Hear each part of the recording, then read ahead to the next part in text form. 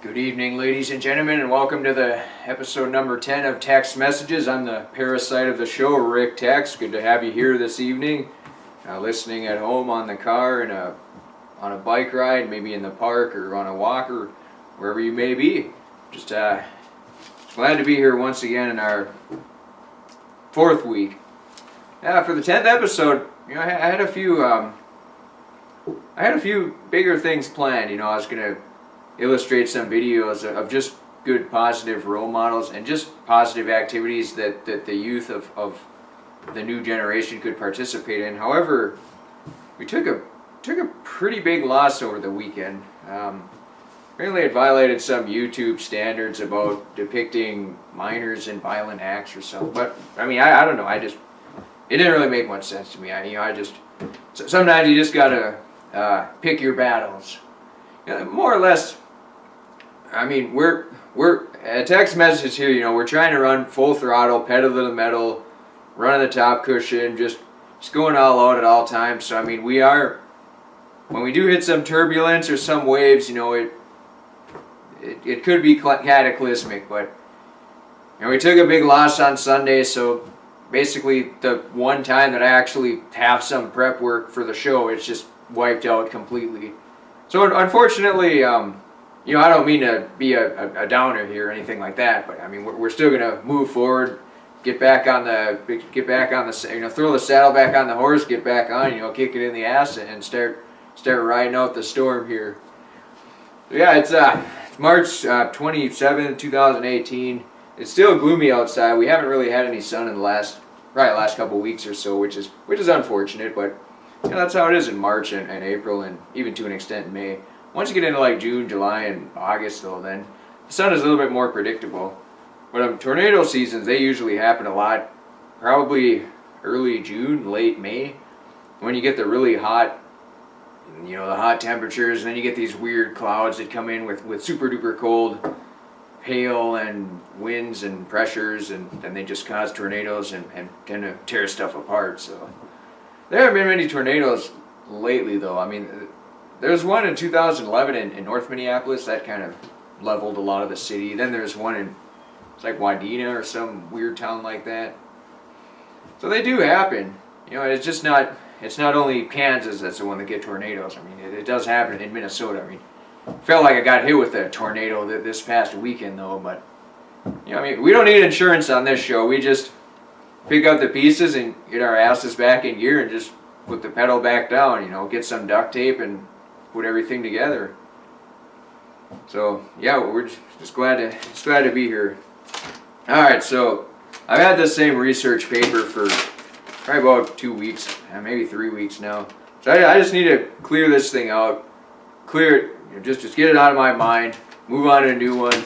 So we get all these topics out there so that you ladies and gentlemen at home can learn some very educational, valuable material that you can apply to your daily lives and make yourselves better and your communities great again and all that good fun stuff.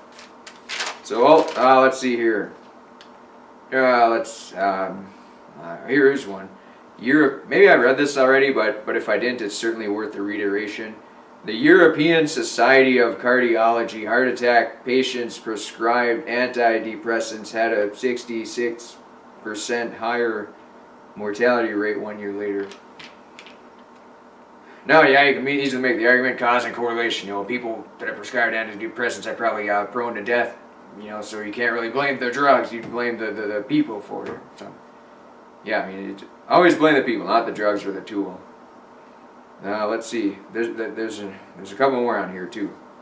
The American College of Cardiology: women who breastfeed for 6 months had better cardio health. Now, since it is coming to the American College of Cardiology, I guess you can kind of understand why they're studying cardio health, and they probably have very sophisticated equipment and people that are very familiar with cardio measures and vascularity and all that other stuff that indicates good health in people. But I mean, ultimately, it's probably just a good idea to breastfeed as long as possible till it dries up. Because I mean, if you get those plastic bottles from the store for formula or all that, like mushed up carrots and just this crap that comes. Most of that I think is probably owned by the Nestle company, which is just some corporation that gets involved in a lot of dirty tactics.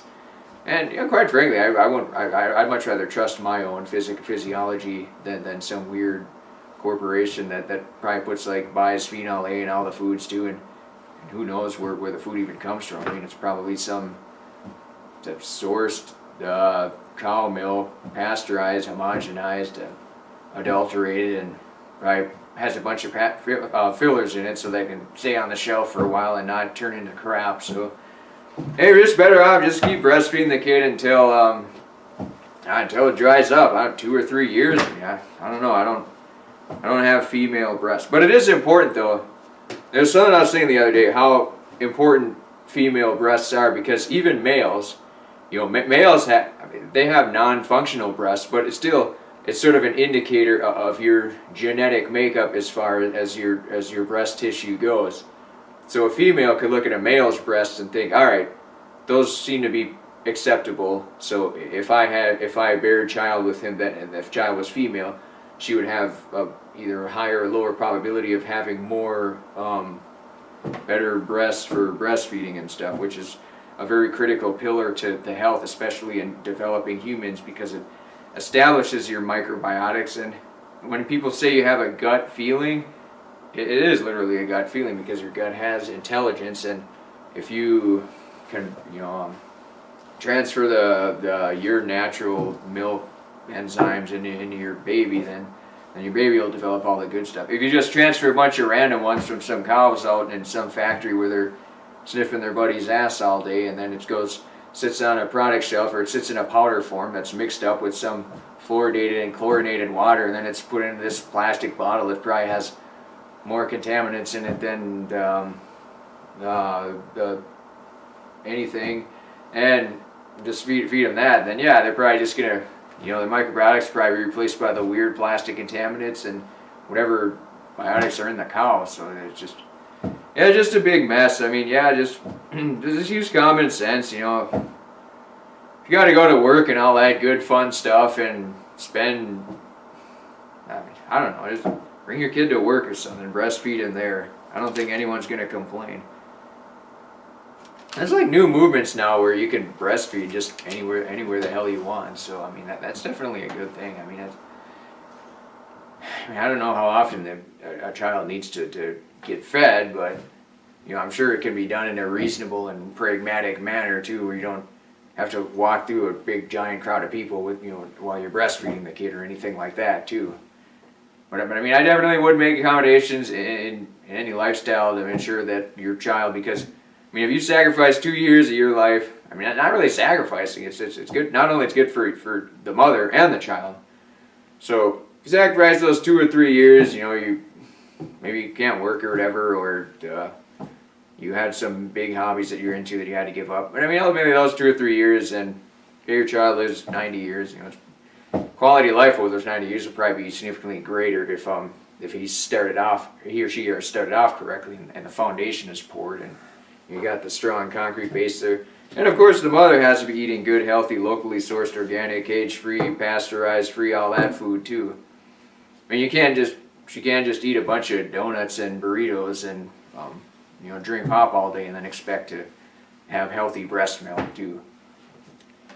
So yeah, locally sourced, organic, really raised chicken eggs, and homegrown vegetables, broccolis. Maybe you got some fruit trees out there, you can eat that too, and just getting the healthy stuff at the grocery store, tuna, maybe some kind of organic meats, or the stuff that, not like the pink slime stuff, but just the good high quality. Maybe just go to a farmer and buy the quarter cow or whatever it is, and then stick it all in the freezer. Or wild game. Wild game is probably the best source of meat, like deer or pheasant, turkey. Things like that. Now, that doesn't mean you have to go and hack up a turkey yourself, but I'm sure there's plenty of hunters out there, or even if you go to like a local meat butcher shop or whatever, they probably have some outlets where you could learn and get educated on good local sources of meat. I think some of the places around here, they got like elk meat, bear meat, venison, and then of course cow and chicken, turkey, pheasant, all that stuff. Yeah, you hear a lot of bad things about meat, but what you hear that's bad about meat is weird meat from a factory, like these cows that never see the outside of a warehouse. They just live in the warehouse all day. They're hopped up on so many antibiotics that it's inevitably going to get into all the food and the meat and everything too. So then it'll just cause a big mess in that regard. So yeah, it's very important to know the source of your food too, because meat from a wild deer is going to be a lot different than meat from even a pasture raised or a deer that was raised on somebody's farm. And then of course you got cows too. A cow raised on pasture raised organic cow is going to be a lot healthier than some cow that's been in a factory laying in his own feces all day or crapping on his buddies or something like that. So when you do read bad things about meat and things, and just any foods in general, to just understand and know the source of that food, because that's probably the biggest thing there. If you read bad things about eating Starburst, pretty much Starburst just all comes out of the same factory and it's going to be all the same thing. So when you compare one Starburst to another Starburst, it's pretty much identical. Probably literally too, because sure, it's just all artificial Soylent Green type food or candy or whatever you call it. Yeah, it's just best to just to use a bit of common sense when you're obtaining food items. Generally, the more effort you have to put into obtaining, this is going to sound a little depressing, but generally the more effort you have to put into obtaining a certain type of food, the better quality it is. If you're spending all your time to grow your starter seeds, to grow, to put it out in the garden, to watch it grow, to flower it and weed it and all that stuff, it's going to be way more better quality than if you just go to Cub Foods or Big Joe Rosso's discount foods and then buy a head of broccoli there. And a lot of it goes through processing too and things of that nature. So when you put it on a truck, when the truck goes to factory, when the people are handling it at the factory, when it goes back on a truck, when they got to put some preservatives on it and send it to the store shelves, and when you get it to the store shelves, people are handling it at the store shelves. Then you got to bring it from the store shelves to your car, from your car to your house, then inside your house finally. So it's a pretty big, a lot of steps involved there. So the difference between getting the milk-like substance at the store or getting raw milk on a farm. If you get raw milk at a farm, it's just, the milk comes from the cow to this big giant stainless steel tank that cools it and maintains it, keeps it at a normal temperature so that the bacteria doesn't get totally out of control. Now with raw milk, it may not, when you hear raw milk, you may think like Staph bacteria or Campbell bacteria or salmonella and all that stuff. And that only happens when feces gets into contact with the milk. Because this regular cow milk doesn't have naturally occurring bad bacteria in it. It's all intended for a small mammal. Mammals drink milk to grow. Humans are mammals. That's why they drink breast milk too. And that's why they drink regular milk. Not the milk-like substance at the stores. Yeah, it's called milk. It says milk on the container. But it's not the same thing as raw milk from a farm. If you go to a raw milk farm, the milk is going to have all the biology in it. It's going to be non-pasteurized, non-homogenized. So it's not made to sit on a shelf for weeks on end and look perfectly fine. If you get milk from a farmer, you'll have about a week and then it'll get some really weird stale smell to it, because when it's no longer inside the cow, it's susceptible to other non-desirable bacteria. So that's why milk in the stores just kill all the bacteria. It's like chemotherapy, kill them all therapy. They just kill all the biology in it, so it still looks like milk. They can still market it as milk, still sell it as milk. It still has some of the macronutrients too, like the proteins and the lactose, the stuff that probably half the population can't even digest in the first place, but most people probably don't even realize it. And it still has, if you get skim milk, it doesn't have the fat. And that's another thing too. With milk, people were sold and marketed on low-fat diets. Mostly that was just so the milk companies like Kemp's and Land O'Lakes could sell milk and then take out all the fat and then use that fat to make butter and cheese and everything too. So it was just perfect. It was a 360 win for them. Not for any consumer, because for them, they could sell the same amount of milk without the fat and then use that fat for other products. And then the milk skim milk, they could sell for the same as the whole milk. So for them, they would just rather not sell whole milk in general So I mean, it kind of does surprise me that whole milk is still available on the shelves, just because of the big scam that the dairy companies can run, engaging in all that kind of chicanery. But yeah, it looks like we're hitting a break here. And obviously it is good to talk about nutrition, and just to provide you with a common sense approach here and everything and all that good fun stuff. So ultimately, just if you have a child, just breastfeed it as long as you possibly can. I mean, if I was a female, yeah, I'd breastfeed it too, but I'm not a female. Even if I identified as female, I all of a sudden wouldn't be able to, have feeding tubes on me. It's just silly. I mean, just use common sense.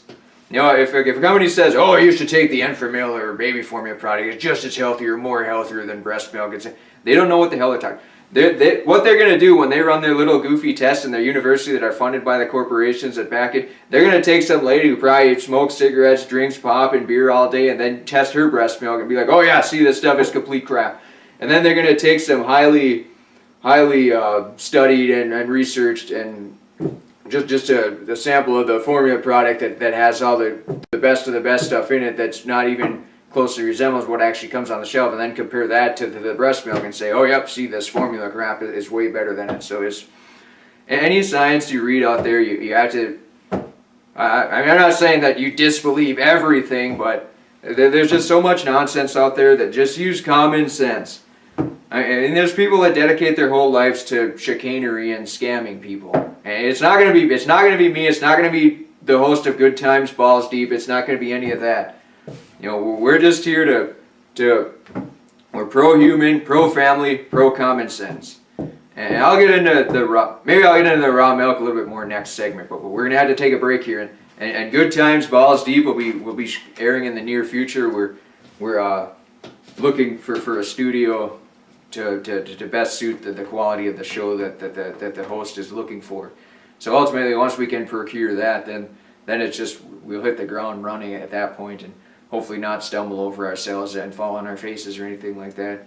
But in the meantime, text messages will continue to promote Good Times Balls Deep, and hopefully some more shows in the future too. I mean, maybe some of the ladies and gentlemen at home can come up with some ideas of a show they would like to do, so that, we can have, as long as it's in the interest of making Minnesota great again, we can certainly pursue that endeavors, and I'd be more than happy to plug and probably watch and enjoy anyone else's show, because unfortunately for me personally, I can't watch this show for more than 5 seconds without just completely tuning out and getting massive headaches and migraines and just throbbing and pain and of hearing yourself talk. So yeah, it would be good to have to develop more other podcasts for people and things of that nature.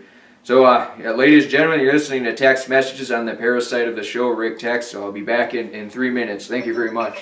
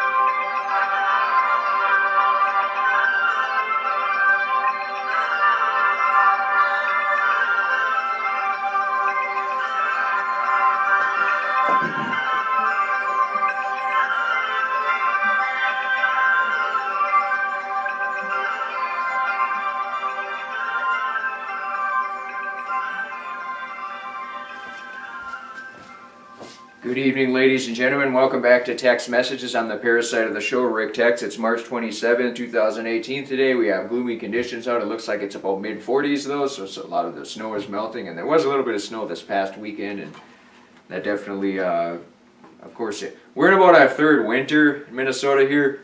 So spring isn't, technically I guess March 21st was spring, but you know, we're a week away from that, and it's still, winter still remains. So unfortunately we'll have to, just keep the activities indoor, and the hen eggs might be a little unhealthier this time of the year, but ultimately, we just take what we get and move on from there.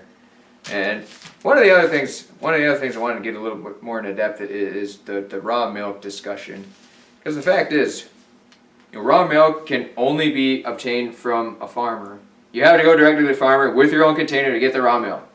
So usually what I did is I'd get a 1 gallon pickle jar, a glass one, not this plastic junk. And then I just bring the plastic jar there. I'd go there and meet up with him. He'd usually be working his ass off, or messing around with a bobcat or doing something or another. And the raw milk farmer that I went to, is a really super nice guy. He's really smart.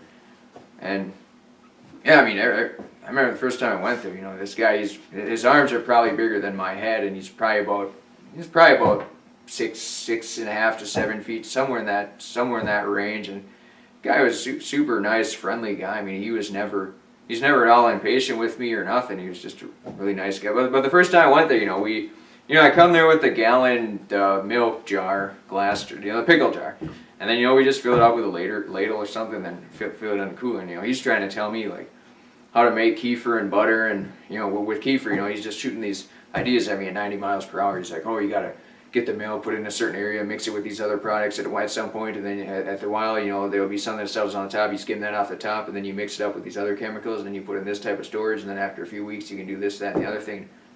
This guy, he probably just spent 3 hours just busting his ass, putting all of his physical energy into something. And then he comes in and he hands me this raw milk, and then he's shooting off all these facts about how to make kefir and butter. And I have no clue what he's talking about. But to him, it's just common sense.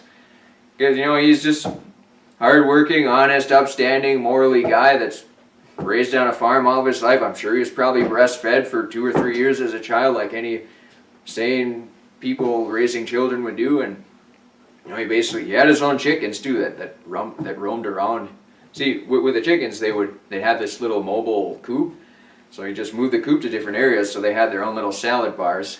Yeah, he had his own hen eggs, and then they had the cattle that they would hack up and sell as quarter, and then of course they had the raw milk too. So I'm sure he just ate all that stuff his entire life, and he was a really super healthy guy. He didn't look like your typical soy boy, SJW, zombie, teeth gnashing, foaming at the mouth parasite that you would see if you went into any area where they think it's acceptable to live off of eating industrial lubricants or corn products or Doritos, or drink pop every day, or to drink beer, to drink coffee, and just live off of complete garbage and crap food that's available at Trader Joe's that's supposedly healthy because Joe said it's healthy, or whatever the case may be. So I'm not saying that you need to get entirely back to nature and put on some bamboo head guard and then go out and live in the woods and just hunt wild game and deer all day. We're in the 21st century. We have Facebook and instant messenger, and we can post videos online and all that stuff too. It's just making better transitions from past to present. For food, whoever takes over all of our food supply and says this is healthy, that's not healthy, it's just so much of it just voids common sense. Because any product that's on the shelf is basically, if you live off of any products that's able to maintain shelf stability for longer than a year, it's probably not going to be the best food for you. Like cereals, for example, canned foods, canned fruit, canned vegetables.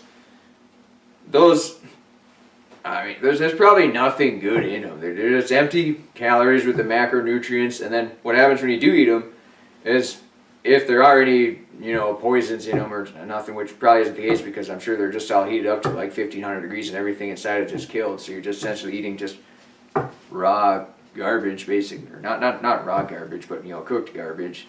with a bit of macronutrients that your body can burn up and create energy from it. But that's probably about it. I mean, there's probably not gonna be any iodine in it or any vitamins or worthwhile minerals. Now, yeah, if you get a can of tuna, there's gonna be selenium and magnesium and probably mercury too, and that kind of stuff in it too. So there is that to consider. But I mean, ultimately, yeah, if you're not able to provide at least some of your own food, if every day you're not eating some vegetables that you grew or some animals that you grew, you're probably not going to be a healthy person. I hate to break it to you, but unless you're spending a whole bunch of, if you put in the time to find the right providers for food, like if you're getting goat cheese from, Sally Sue's farm or something like that, then it takes a lot of time to go to each individual farm and pick up a bunch of different stuff, because you might have to go to the one guy's farm for raw milk, and you might have to go somewhere else for goat cheese and somewhere else for eggs, and then if you want to get a big goat or a big cattle or sheep or something, then you go to the butcher shop for that, and then you definitely want a big freezer too, so you can store all that stuff. But when you look at it this way, say you buy 500 pounds of deer meat. You just stick it in the freezer and you get them in those little like 1 pound bags or whatever, or 2 pounds, and then you pretty much got all your meat for the year. So you can literally just, if you're freezing food, yeah, you can have it. That's why the Almighty created the world with freezing and warming cycles, so that you could store food for long periods of time. Or even canned food, with the vinegar and all that stuff too, or damp, cold areas. So, if your food can stay on a shelf for at room temperature for a very long time, it's just completely dead food, nothing good in it. And if you can freeze it for a very long time, I mean, even like deer meat, it's like after a few years, the freeze, it gets freezer burn or whatever it's called, so maybe it's probably not so good after that. But yeah, it's just a good idea to buy a whole bunch of, freshly sourced or organic, locally raised, maybe wild game meat, and then just stick it in your freezer, then you're good for the year. You say, all right, I got 300 pounds, so I can eat a pound a day or whatever. If you got a family, that's probably, one person, a pound a day is probably a little excessive as far as meat consumption goes. But, as long as you're eating other foods, vegetables, maybe fruits, good fruits, locally raised, organic apples and things like that. And, other types of food too, like tree nuts. Tree nuts is a big one. But it is a good idea looking at tree nuts too, because some of the tree nuts, like almonds, they might be sprayed with weird chemicals, or cashews or whatever. They might, you never know. Raw cashew. If you're going to buy tree nuts, you don't typically want to buy the stuff that's fried. If you look on the package and it says cottonseed oil or peanut oil or any kind of oil with the nuts, then just avoid it, because it's just super disgusting. It's gross. If you put it in the fridge, there'll be this really liquid coating around it, and it just feels like you're eating slime. Yeah, as far as tree nuts go, just get the raw ones. And yeah, that's the other thing too. With tree nuts, you can just go get a whole bunch of it, stick it in your fridge. It'll last a little longer. So you can literally get all your meat and all your tree nuts for probably a year in one day. And then, some of the food that's more perishable. If you grew all your vegetables too and you got that in the freezer or whatever, then, that's great. During the summer, as you're growing it, you can kind of refrigerate it. Then it'll last for a few weeks or a few days or whatever. Then you can, so, all summer and fall, you can kind of be eating it regularly. And then over the winter and spring, you're kind of eating the frozen stuff. So ideally, that's probably where you'd want to be as far as that goes. So, I mean, you don't really have to go to the grocery store every single day or week or whatever. I mean, as long as you prepare ahead of time and you have, a big chest freezer or stand-up freezer or whatever. Chest freezers seem to be more popular than the stand-up ones. So yeah, I definitely recommend the chest freezer over the stand-up freezer. And yeah, that's basically how you can get your food there. But I think, raw milk is better than milk-like substance on the store shelves. That's what it's been referred to me as. Now, yeah, of course, occasionally, here's the thing with raw milk. Sometimes you hear about, so-and-so's farm, there's a raw milk breakout, and if you eat raw foods like that, like if I eat raw chicken eggs, if I'm not taking antibiotics, probably nothing's going to happen. But if I take antibiotics, then I might get salmonella because I'm weakening the immune system and compromising it. So in raw foods like that, there's always some type of there's traces of bad bacteria, but your body is equipped to handle it. It's like when you drive to work. You got to take your car. There is some danger in driving your car. You might get run over by Bigfoot, or you might, run into a barricade or something. But it's still worth the reward because it's such a small risk. And that's the same with eating raw food. It's a big reward with little risk. It just so happens that the risk that you do, that when there is a little risk, then it's some big, profound, big deal that all the dairy companies that sell the milk-like substance on the stores want to fund and get it out in the general public so that it deters people from wanting to obtain raw food items, or just to give it a bad name. So, they're not competing against them from a market standpoint. I mean, honestly, how many people do you think are actually going to go to a farm and pick up raw milk? I mean, it's just not realistic, But hey, I suppose maybe if a movement really picks up and people start wanting to raise their own goats or cattle inside their garages, and then it becomes acceptable within any city limits to do so, then I don't know, maybe that's what the dairy industry is afraid of, but who knows? It's just, it's getting good locally sourced food is really the way to go. And obviously I'm going to be naturally unhealthy than most other people because I had the compromised digestive system at a very young age, and so I'm basically the canary in the coal mine for normal people. Hence you can see by my very small stature and just like out of all my relatives and stuff, I'm probably the smallest. I mean, I was even up until a few years ago, I was even lighter than my mother, which is pretty much, I was like 120 pounds or whatever. So it's just really kind of weird, but yeah, I mean, all of us got our physical maladies and things like that too. So hey, you just take it and run with it, and hopefully use it to be able to make positive changes or something like that. So, and that's another thing too. One day I was reading about vitamin B12. It absorbs energy in your small intestines or whatever, and it says it absorbs it right after the ileum valve, which is between your large and your small intestines. So I was like, well, that's interesting. I'm going to have to look at my old medical records and see what it says. So in 1989 or whatever, it says, removed appendectomy or whatever it's called. And then 2 years later, it's like, gangrenous volvulus was present in this area, so 75 centimeters was removed right after the ileum valve of the small intestines and everything like that. So I looked at that and I figured, all right, well, if vitamin B12 is absorbed in this part of the intestines, and that part of my intestines was removed, that's like a no-brainer that, all right, I probably have no vitamin B12. So I should get those little goofy pills that go under your tongue or some injections so that you directly go from the vitamin B12 to your bloodstream, because if there's no receptors for it, then you're not going to be able to absorb it. So I was thinking like, all right, yeah, sweet, I've hit pay dirt. I maybe found out some very good stuff or some esoteric information here that's like specific to me and my situation. So I went to the doctor's office and I had the blood test. So they tested for vitamin B, this, that, and the other thing, and they're like, yeah, you're fine, you have plenty of vitamin B12. So I was like, well, how the hell could that, it's like someone here must not be, shooting me straight. Either maybe the medical records were phony. Maybe they probably figured, oh, hell, these guys, they ain't never going to read this, so we can just write down whatever we want and make it sound good and put big words in it like volvulus and gangrenous and ileum and all this other stuff too. But, I just kind of saw that as, here's the thing. Not everything you read can be gospel.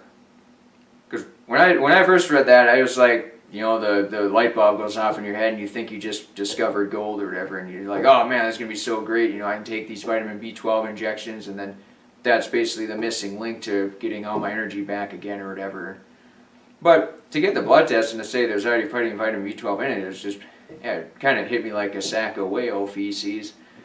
So ultimately, I just kind of lost trust in a lot of the articles I read about, human physiology. So, I mean, if you read that, the liver does this, that, and the other thing, I mean, can I believe it anymore? Or if you read that your pancreas produces insulin because of this, that, or because you consume sugar, so that it puts insulin in your blood or whatever, it's like, yeah, maybe it's true, but I can't absolutely believe it because there's basically physical evidence myself that stuff that you read on there isn't always on the up and up. So yeah, I was pretty mad about it. I was pretty hot about that too. However, that being said though, there was something I did read where your liver can supposedly store nutrients for up to 10 years. And I did have an IV about 2 to 3 years prior to the blood test. So possibly the IV had some vitamin B12 in it that was stored in the liver and then just being slowly secreted. So maybe maybe another 5 years I'll have another blood test and I'll be able to say definitively if there's no vitamin B12, then I'll know that maybe what I read was absolutely correct, spot on. And you know that, maybe the medical records are phony too, you know. There's also that. There's so many factors that go into things, you know, your head can just turn into a big giant bowl of mashed potatoes, so that's usually why I have to just refer back to common sense often.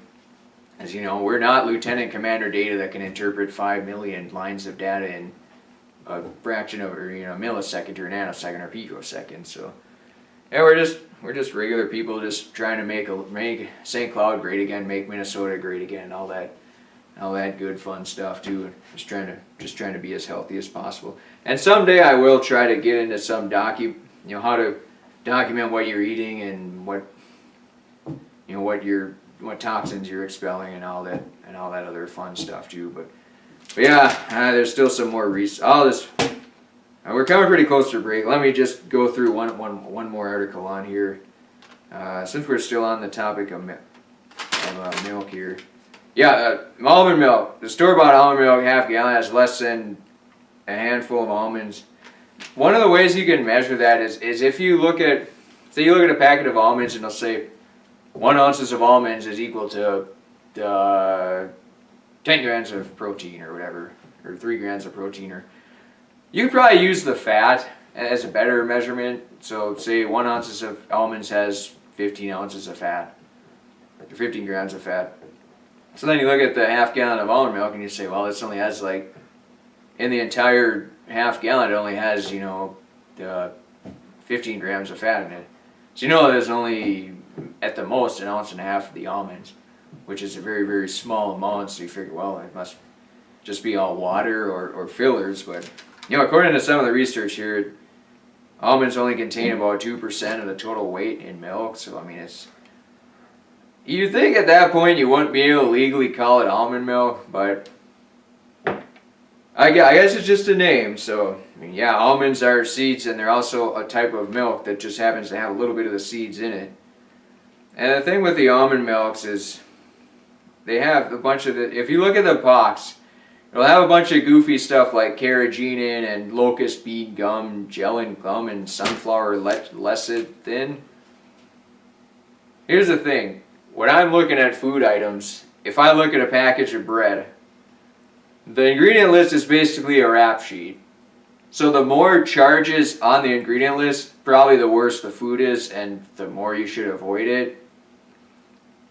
Like if you're getting sour cream and it says cream enzymes, that's great. If you're getting sour cream, it says cream enzymes, carrageenan, cellular gum, sunflower lecithin, vitamin E, tocopherols, and cyanide. Then you're probably not going to want to buy it. Just get simple products without all the goofy fillers or preservatives, whatever they're called. Yeah, they're probably going to be refrigerated or sour cream isn't frozen, but yeah, probably refrigerated too.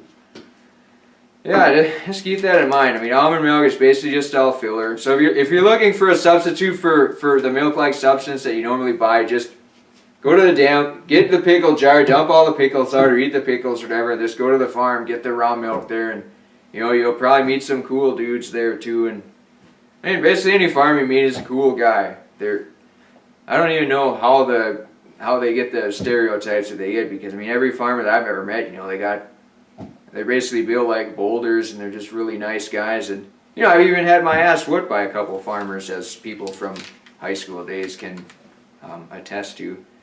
And unfortunately, according to YouTube, that was depicting minors engaging in violent action. So unfortunately, I'm not able to provide any further illustration of that claim there. So yeah, we're heading up to a break here. My name is Rick Text. This is Text Messages on the Parasite of the show.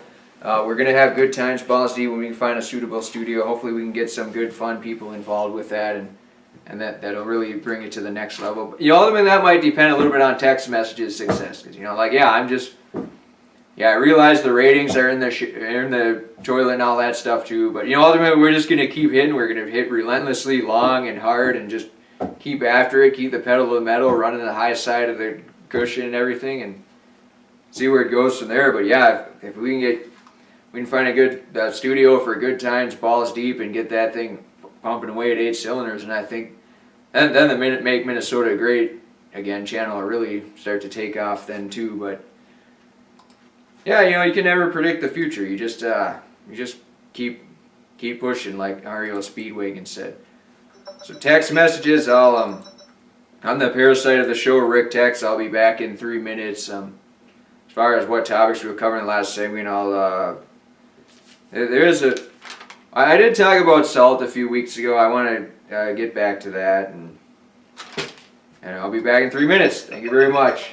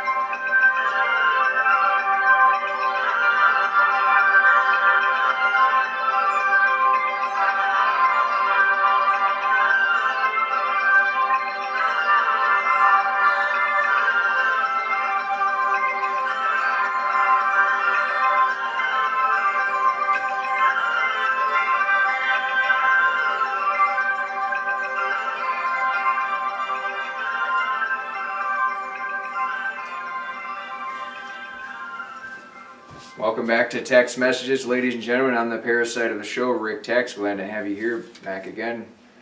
This is the 10th episode. I did have some moderately bigger plans for the 10th episode that unfortunately didn't materialize. But I think what we're going to do is,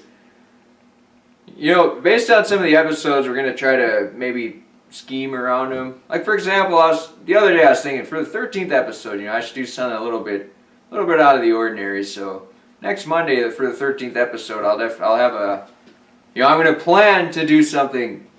I'm going to plan to have a few tricks up my sleeve, but like I said, I can't guarantee that everything is going to work out exactly as planned. I got an idea of 13th episode, do something cool for that or whatever the case may be. So yeah, that can happen with any. Maybe the 38th episode will have some significance to it, or the 59th episode will have some significance too. So yeah, just go ahead and stay tuned for that, ladies and gentlemen. I'll try to utilize that in making Minnesota great again and making America great again too. And for this show, we basically been talking about just trying to. We've mostly been just focused on. Pretty much looking back over the last 3 weeks, pretty much every episode has been focused on maintaining good health, being a healthy person. Because ultimately, if you're not a healthy person, nothing else really matters. Your career is going to go in the toilet. All your family and friendships are going to go by the wayside, and your hobbies are just going to be monotonous, boring, and mundane, and you're not even going to be very good at them if you're not healthy. So that's why it's very important to be healthy, and that's why I've been talking about being healthy for pretty much the last 3 weeks. And somebody like me who's uniquely qualified with the physical maladies that I've had, it provides me with a better, clearer understanding of being a healthy person. It'd be like a car, that car that's engine doesn't run very good, so you got to put in the best quality oil or the best gas in it to make it just run decent. And then they can, since they're operating on the fringes, you're able to better know more precisely if the oil that you put in is actually improving its condition or not. Then you can relay that information to the engine that's better refined and that runs a lot better too, so they can say, hey, when we tested this oil or this fuel on this crappy engine car and it worked out pretty good, it's probably going to help in your car too. It may not be noticeable, but it will likely help. So yeah, that's ultimately how I'm able to illustrate to you just good healthy stuff. And if I had sat around in a bunch of science labs and looked at a bunch of research papers that say, this has more micronutrients than this because it grows in this type of soil and all that stuff too, absolutely not.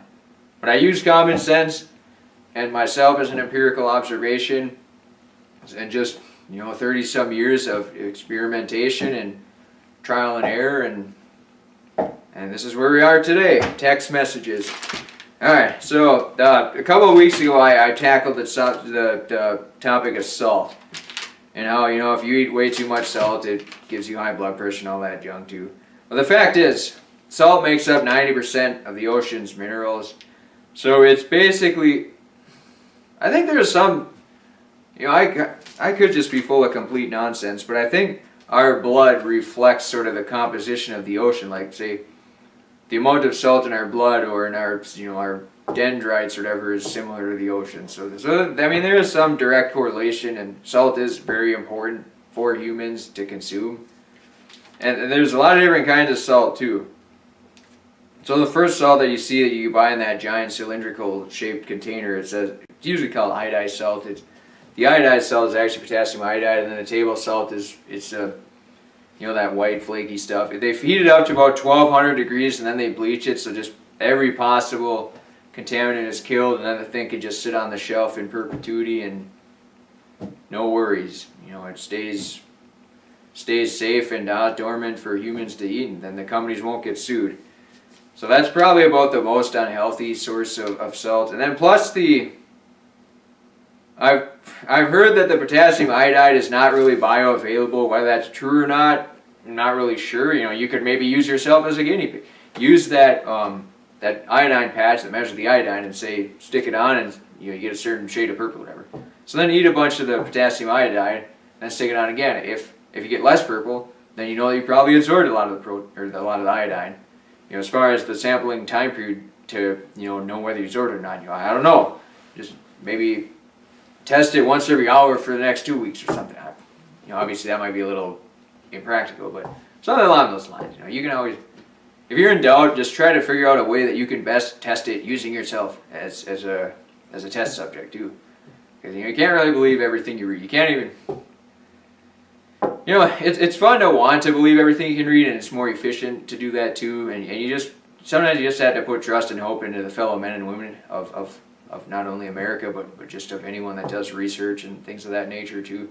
I mean, they don't always, even if they mean well, they may not always know. And a lot of the information is just hot potatoed around too.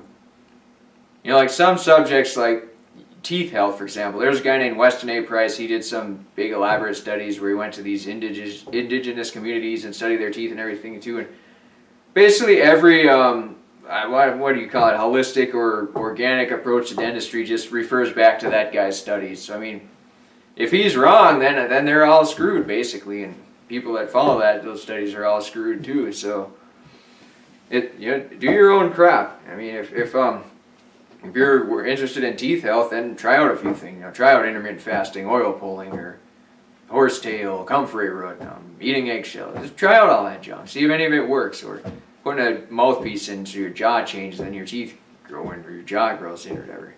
Yeah, just give it a shot. Just use yourself as a test subject. That's the only person you can really trust. And everyone's body's a little different too. Something that works on one person may not work on another person. Like, for example, some people can't eat lactose, others can. Maybe nobody can eat lactose, but there's just people that don't realize it, people that do realize it too. So there's also that. All right, so according to some website here, I don't remember what the website. Probably it is really disrespectful to not cite a website, but I'm just gonna go ahead and do it anyways. So there's 9 different kinds of salt that you can typically find on a store shelf. And table salt is a big one, heated 1200 degrees, bleached, and all that good fun stuff. And sea salt, it's less refined. Now you can get sea salt in little chunks or in the, not really the powder form, but smaller crystals. And generally speaking, as it pertains to food, I usually try to get food that's more whole, or food that's less, processed, I guess you can say. Like if you're gonna buy mushrooms, you can either get sliced mushrooms or whole mushrooms. Just get the whole mushrooms. It'll hold in all the nutrients. It'll be less surface area for preservatives or weird fungus or whatever to grow on it. So even though mushrooms are fungus, but it'll just be, you get the whole food items. Instead of getting, chopped up or grinded up oatmeal, just get the whole oatmeal. Now with salt though, if you get salt in the bigger chunks, then it might be harmful for your teeth if you're chewing, and if you chew and you accidentally bite into a hard piece of salt. So you do want to typically crush it up before you consume it. So you may be better off just buying the salt in the smaller crystal form, just so you can avoid the, maybe you'll break a filling or something if you eat it, the big chunk of salt, or if you're not careful too. So also, just keep that in mind. The more whole a food item is, probably the more healthy it's going to be. So you have table salt, sea salt, then there's Himalayan salt, which is like that pink stuff. And it's pink because it's rich in iron.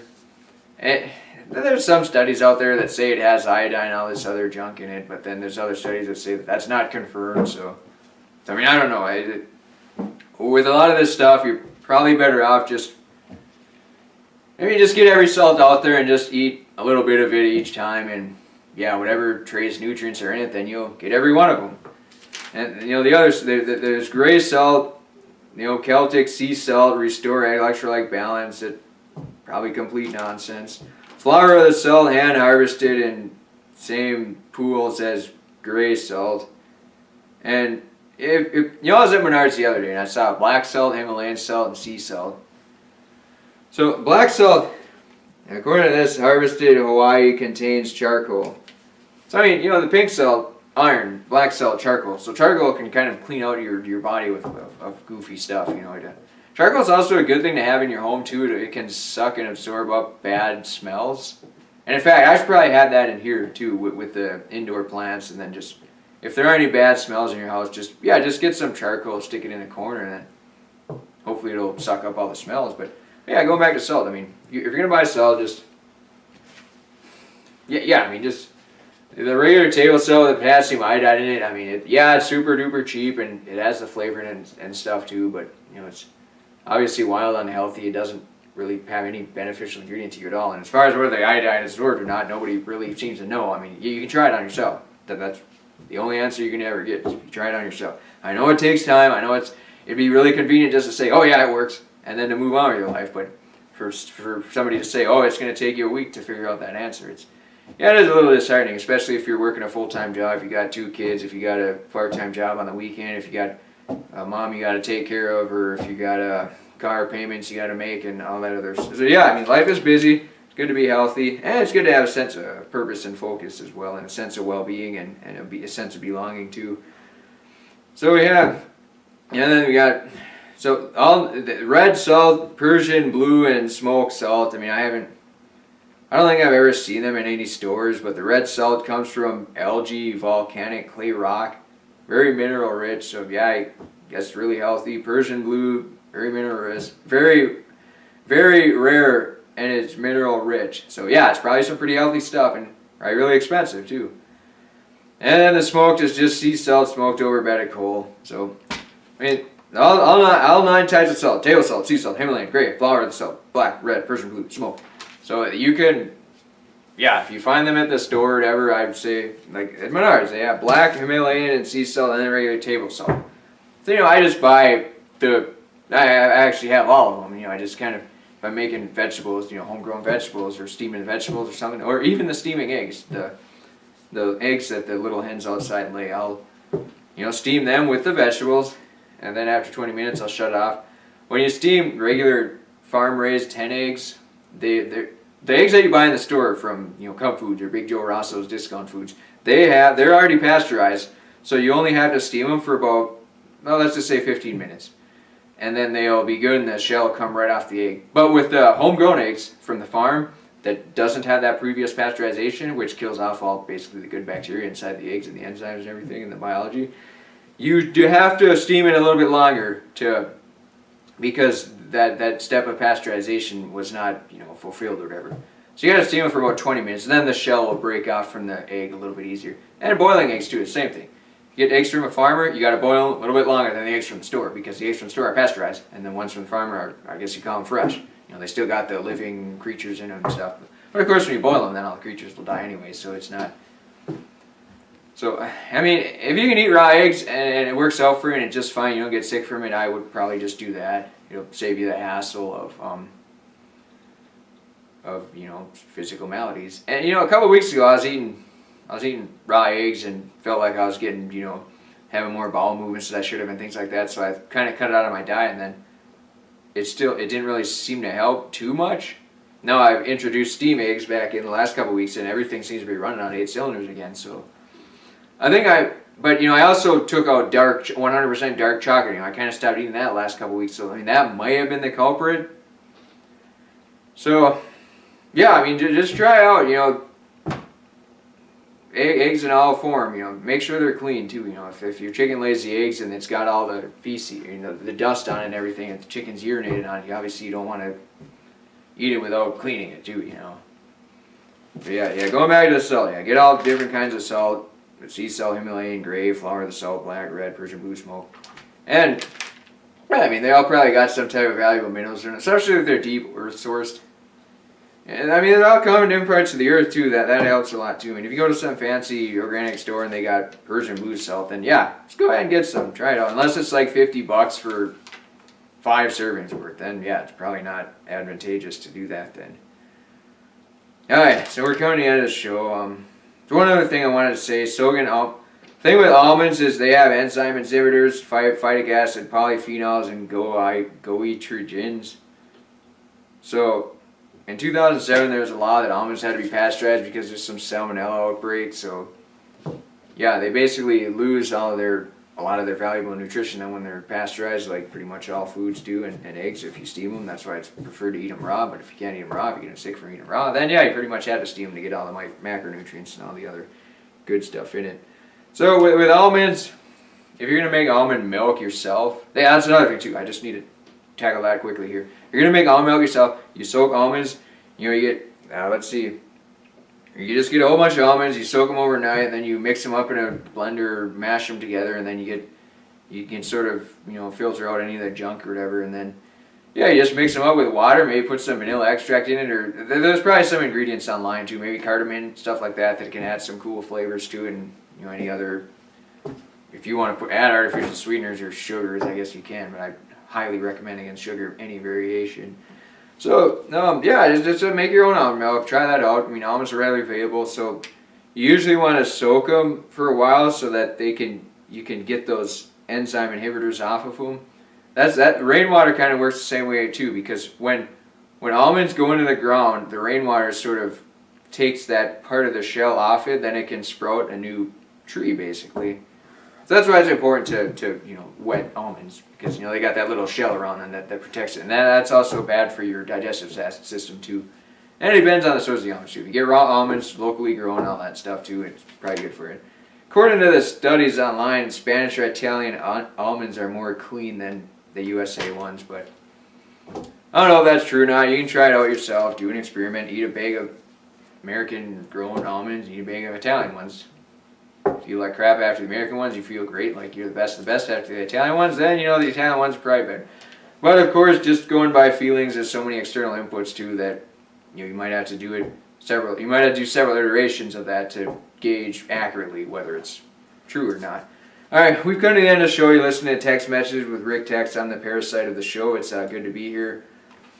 We'll be back again Thursday night. We're going to have Good Times, Balls Deep in the very near future, and hopefully some other podcasts too. Good Times, Balls Deep will have multi-table discussion of politics, science, trans-racial bathrooms, and all that good fun stuff. So it'll be a great show.